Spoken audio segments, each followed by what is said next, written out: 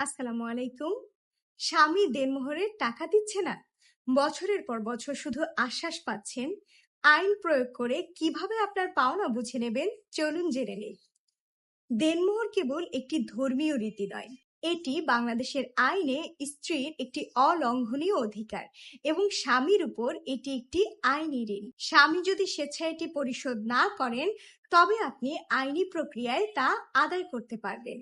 প্রথমেই আপনার বর্তমান ঠিকানার নিকটস্থ পারিবারিক আদালতে মোহরানা আদায়ের মামলা করতে হবে। মনে রাখবেন, তালাক বা স্বামীর মৃত্যু 3 বছরের মধ্যে এই মামলা জরুরি। মামলা চলাকালীন স্বামী এবং তার পরিবারকে আদালত থেকে সমন পাঠানো হবে। মূল মামলায় আপনার পক্ষে রায় বা ডিক্রি হওয়ার পর স্বামী যদি নির্দিষ্ট সময়ে টাকা পরিশোধ না করেন, তবে আপনাকে ওই একই আদালতে একটি জারি মামলা করতে হবে। এটি মূলত আদালতের দেয়া রায়কে বাস্তবে রূপ দেওয়ার প্রক্রিয়া।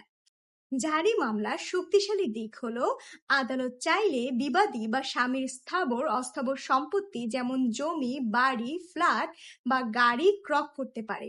পরবর্তীতে সেই সম্পত্তি নিলামে বিক্রি করে প্রাপ্ত অর্থ থেকে আপনার দেনমোহর পরিশোধের ব্যবস্থা করা হয়। যদি স্বামীর কোনো দৃশ্যমান সম্পত্তি না থাকে, তবে আদালত তাকে 3 মাস পর্যন্ত সিভিল কারাদণ্ড দিতে পারে।